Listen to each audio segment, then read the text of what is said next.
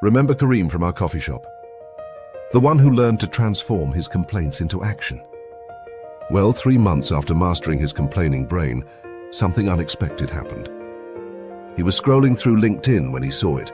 His college roommate Cosmo had just been promoted to senior marketing director. Same age, same degree, same starting point. But somehow Cosmo was now making twice Kareem's salary. For the first time in months, Kareem felt that familiar sting. Not the urge to complain, he'd conquered that. This was something deeper, more primitive.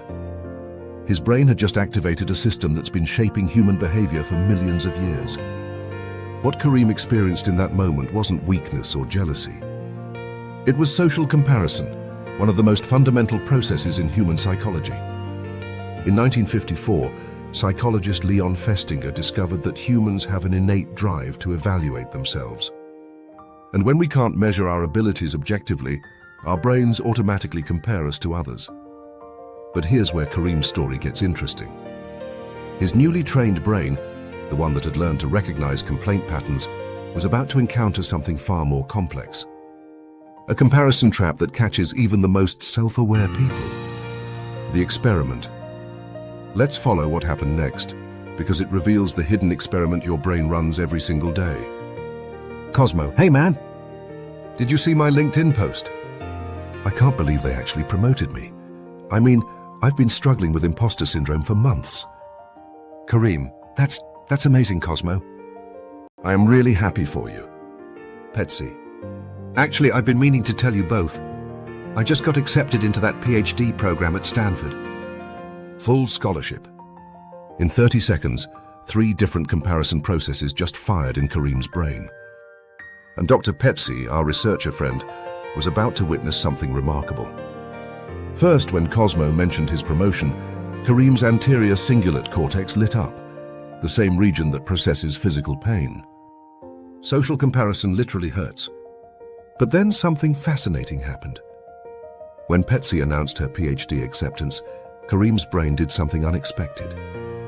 Instead of more pain, his comparison system shifted into what researchers call inspirational upward comparison.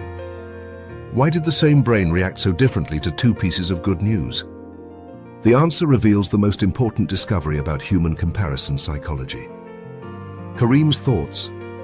Cosmo and I are in the same field, same background. I should be there too. But Petsi, she's brilliant. She's in a completely different league. Her success doesn't threaten mine, it inspires me. Dr. Susan Fisk's research at Princeton revealed that our brains don't compare randomly. We have what she calls comparison categories, and the category determines whether comparison motivates us or destroys us. What it means, but why would evolution give us a system that can make us miserable? The answer lies in our ancestral past. For our ancestors, accurate social comparison was survival. Those who could assess their standing and improve it were more likely to thrive. But here's the crucial part. They compared within small, stable groups where improvement was actually possible. Kareem's Stone Age brain was trying to navigate a digital world with infinite comparison targets. His LinkedIn feed wasn't just showing Cosmo's promotion, it was showing every success story from his entire network. Dr. Tim Kasser's research found that people exposed to social media comparison show measurable increases in anxiety and decreases in life satisfaction. But some people seem immune to this effect. What makes them different? Narrator. Dr. Petsi had been studying this exact phenomenon. She discovered that people fall into 3 categories when it comes to comparison: the trapped, the inspired, and the immune. The revelation. 3 weeks later, something unexpected happened.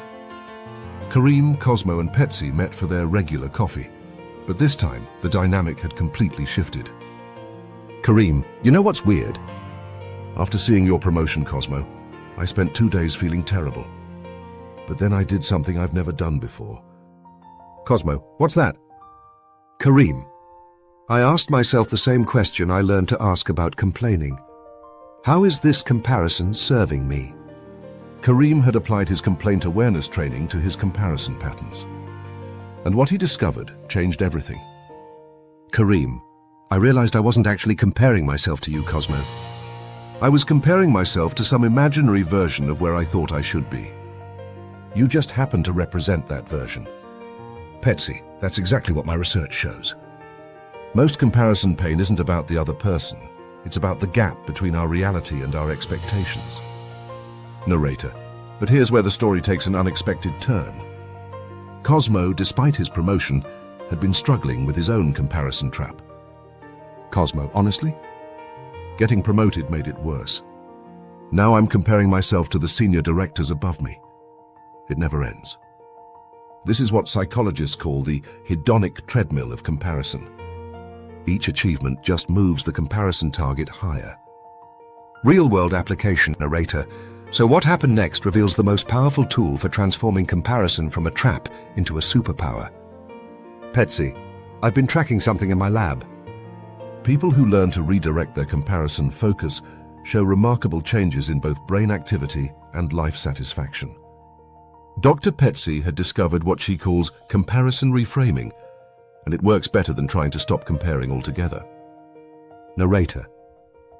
Instead of comparing his present self to Cosmo's present self, Kareem learned to compare his present self to his past self. Kareem. 2 years ago, I was stuck in a job I hated, living paycheck to paycheck. Now I'm in a career I enjoy, building savings, learning new skills.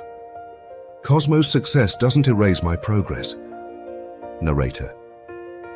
But the real breakthrough came when they discovered the difference between competitive comparison and collaborative comparison. Cosmo.